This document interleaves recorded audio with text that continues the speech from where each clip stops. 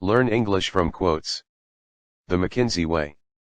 202008272222. Knit. One of my jobs at the start of an engagement was to search PDNet for anything that would shed light on our current project, comparable industries, comparable problems. Inevitably, any PDNet query produced a mountain of documents that I then had to wade through to find the few that might be relevant. Still, this long days, and, as often as not, nights, work usually yielded something to point us in the right direction. Others will see McKinsey as an invading army to either flee or drive out, depending on their power in the organization. As one former McKinseyite put it, it was a rare engagement when there wasn't at least one sector of the client organization that did not want us there and did not want us to come up with a real answer. Part 1 describes how McKinsey thinks about business problems. It shows what it means to be fact-based, structured, and hypothesis-driven. Respect also means never asking someone to do something you wouldn't do or haven't done yourself. As an associate, I always felt a bit better knowing that if I was in the office at midnight, my M was too. Sometimes you have to let the solution come to you. The McKinsey rules of problem solving, like all rules, have their exceptions. You will not be able to form an initial hypothesis every time. Sometimes, the client will not know what the problem is, just that there is a problem. Other times, the scope of your project will be so large or so vague that starting with an IH will be worthless. Still other times, you will be breaking new ground and nothing in your experience will point to a solution. Don't panic. If you get your facts together and do your analyses, the solution will come to you. Sometimes you have to let the solution come to you. The McKinsey rules of problem solving, like all rules, have their exceptions. You will not be able to form an initial hypothesis every time. Sometimes, the client will not know what the problem is, just that there is a problem. Other times, the scope of your project will be so large or so vague that starting with an IH will be worthless. Still other times, you will be breaking new ground and nothing in your experience will point to a solution. Don't panic. If you get your facts together and do your analyses, the solution will come to you. Acme. Suppose your team has come up with some interesting ideas that don't fit under the main issues. What then? You could ignore those points, but that wouldn't help Acme. You could make them issues in their own right, but then you would have too many issues. A good McKinsey issue list contains neither fewer than 2 nor more than 5 top-line issues. Of course, 3 is best. Take your team's temperature. Talk to your teammates. Make sure they are happy with what they are doing. Find out if they have questions about what they are doing or why they are doing it, and answer them. If they are unhappy, take remedial action quickly. Steer a steady course. If change your mind all the time about the team's priorities or the analyses you're doing, your team will quickly become confused and demoralized. Know where you're going and stay your course. If you need an extra day to figure it out, take it. If you need to make a big change, let your team know, explain why, and let people contribute to, or at least see, your thought process. McKinsey M. The biggest obstacle the troll guarding the bridge is politics. The first thing to understand about politics and how it can help or hinder you from doing your job is that businesses are full of real people. When you look at the boxes on an organization chart, you are really looking at people. When you move those boxes around, you change someone's life. As one former McKinsey M remarked, sometimes change management means just that, changing management. 3.0. The elevator test. Know your solution, or your product or business, so thoroughly that you can explain it clearly and precisely to your client, or customer or investor, in 30 seconds. If you can do that, then you understand what you're doing well enough to sell your solution. The essence of the initial hypothesis is figure out the solution to the problem before you start. This seems counterintuitive, yet you do it all the time.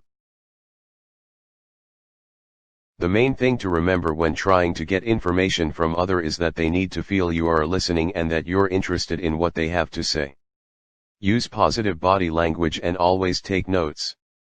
One final trick: if you want people to say more than they have, if you think they have left out something important but you're not sure what it is, say nothing. Let the silence hang. Nature abhors a vacuum, and so do most people. Chances are they will start talking, just to fill the gap. If they have been giving you a prepared script, they will probably drop it, because the one thing they were not prepared for was silence. Try it and see. It's surprisingly effective. The McKinsey problem-solving process begins with research. Before a team can construct an initial hypothesis, before it can disaggregate a problem into its components and uncover the key drivers, it has to have information. The moral of this story is that an initial hypothesis is not a prerequisite for successful problem solving. Having one will help organize and forward your thinking, but if you can't come up with one, don't despair. Any McKinseyite will tell you that no business problem is immune to the power of fact-based analysis. Put together enough facts, combine them with some creative thinking, and you will come up with a solution. Make. The problem you face is we need to sell more widgets. Your team might come up with a list of the following ways to increase widget sales: changing the way we sell our widgets to retail outlets, improving the way we market our widgets to consumers, reducing the unit cost of our widgets. If this list looks rather generic, that's fine, we will talk about moving down a level of detail in the next section. What matters is that the list is MECE. Suppose you add another item, say, re-engineering our widget production process. How does that fit with the 3 issues you already have? This is certainly an important issue, but it isn't a 4th point alongside the others. It falls under reducing the unit cost, along with other sub-issues such as leveraging our distribution system and improving our inventory management. Why? Because all these are ways to reduce the unit cost of widgets. Putting any, or all, of them with the other 3 issues on the list would cause an overlap. The items in the list would no longer be mutually exclusive. Overlap represents muddled thinking by the writer and leads to confusion for the reader. 108. The tools may be the same from problem to problem, but you have to apply them. For instance, in my experience, in 8 out of 10 pricing problems the answer turns out to be raise your prices. If you do the fact-based analysis, demand curves, break-even calculations, budgets enough times, you see almost invariably that firms should be raising their prices. But if you automatically say that's the answer, you'll get into trouble, because you'll run into an instance where the answer is really lower your prices. There is a solution to this dilemma, the magical category other issues. If you can't figure out where to put those 2 or 3 brilliant ideas, there is always other issues. There is a caveat, however. Avoid using other issues in your top line list, it looks out of place. It's fine lumped in among a bunch of sub-issues, but on the first slide of a big presentation, it sticks out. So try a little harder to fit those brilliant ideas into your top line issues. Chances are you can. Still, if all else fails, other issues will help you stay MECE. These efforts could not be construed as selling, but they make sure that the right people know the firm is there. That keeps the phones ringing. 8020. Those patterns will highlight aspects of your business that you probably did not realize. They may mean problems, a big problem if 80% of your profits come from 20% of your product lines, but they also mean opportunities. Find the opportunities and make the most of them. I3. To structure your IH, begin by breaking the problem into its components, the key drivers. See Find the Key Drivers, in Chapter 3. Next, make an actionable recommendation regarding each driver. This is extremely important. Suppose your business's profits are greatly affected by the weather. In fact, it is the key determinant of profits in a given quarter. We have to pray for good weather is not an actionable recommendation. On the other hand, we must reduce our vulnerability to changes in the weather is an actionable, top-line recommendation. To succeed as a business problem solver, you must choose your team carefully, getting the best mix of people from the resources you have available. McKinsey benefits from a global pool of talented, intelligent individuals whose strengths and weaknesses the firm tracks closely. Even with this advantage, EMS and EDM must learn the art of team selection. Their experiences can help you, even if you can't call on the same level of resources. CEO. Took several years of gaining perspective before I understood the wisdom of the CEO's words. There are 3 reasons he was right. It's impossible to do everything yourself all the time. If you manage it once, you raise unrealistic expectations from those around you. Once you fail to meet expectations, it is very difficult to regain credibility. Unfortunately, when academic ideals meet business realities usually win. Businesses are full of real people, with real strengths and weaknesses and limitations. These people can do only so much with the finite resources available in their organizations. Some things they just not do, whether for political reasons, lack of resources or inability. We also learn to communicate our interest through body language. When the interviewee was speaking, we leaned toward her slightly. When she completed a sentence, we nodded. And we always took notes. Even if the interviewee was babbling, and this happened often enough. 1080/20. We discovered, to give one example, that our clients' 3 top brokers handled the 10 biggest accounts. By sharing these big accounts out among more brokers, and by dedicating 1 senior and 1 junior broker to each of the 3 largest customers, we actually increased total sales from these accounts. Rather than divide up the pie more fairly, we increased the size of the pie. Thus, 80/20ths gave us a jump start in solving the client's problem. We made frequent use of an analytical framework called Forces at Work. It proved especially valuable at the start of an engagement in helping us look at the likely external pressures on the client. The technique involves identifying the client's suppliers, customers, competitors, and possible substitute products. We then list all the changes occurring in each of the 4 categories. What impact, positive or negative, could these have on our client? Also, what internal changes are affecting the client and the client's industry? Which of these factors could actually cause major changes to the way the client designs, manufactures, distributes, sells, and services its products? What analyses could prove or disprove that belief? You could break out the sales by customer type for each region. If penetration of superstores in the Northeast is higher than in any other region and higher than for the other types of retail outlets, find out why. When you talk to the Northeast sales reps, you might find that they have a better feel for superstores than any other sales team.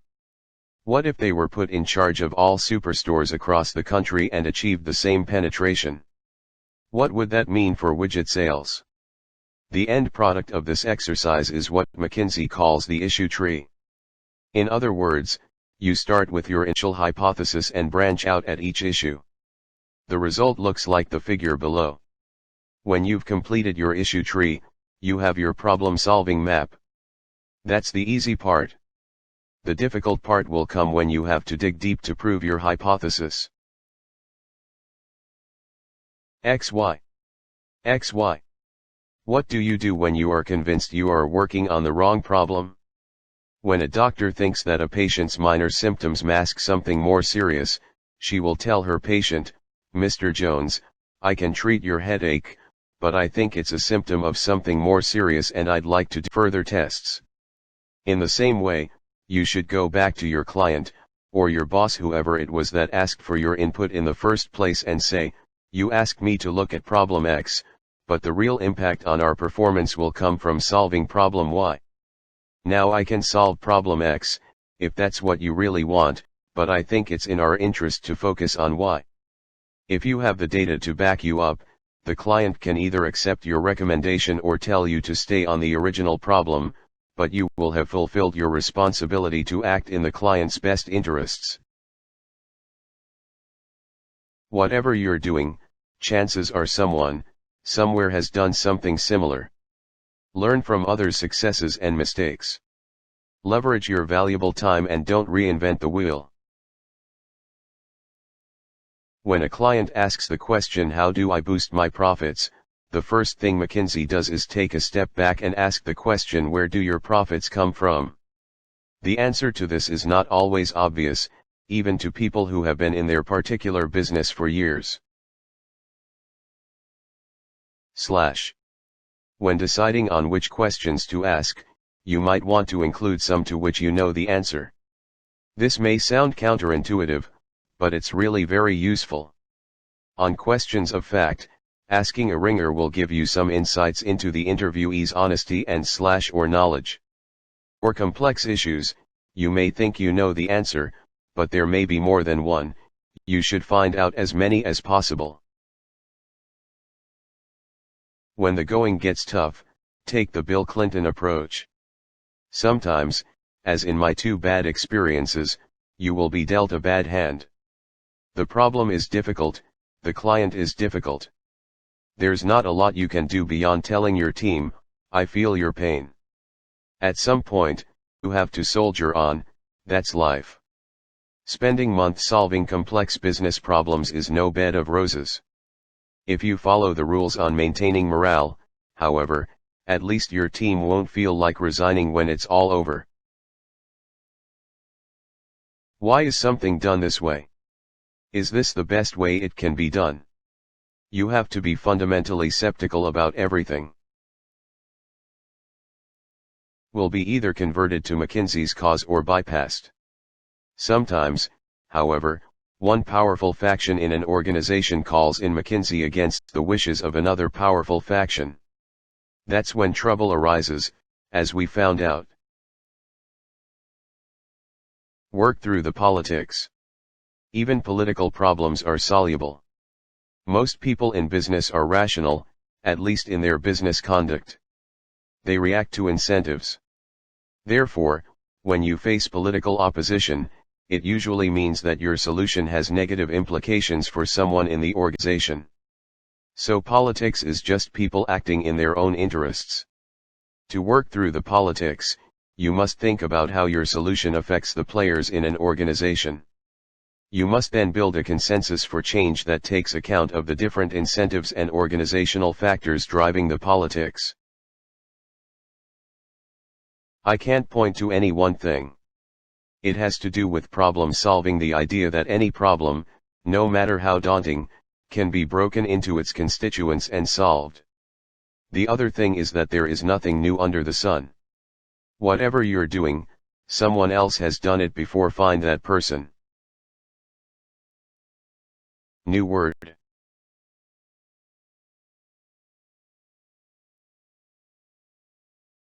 Feedback.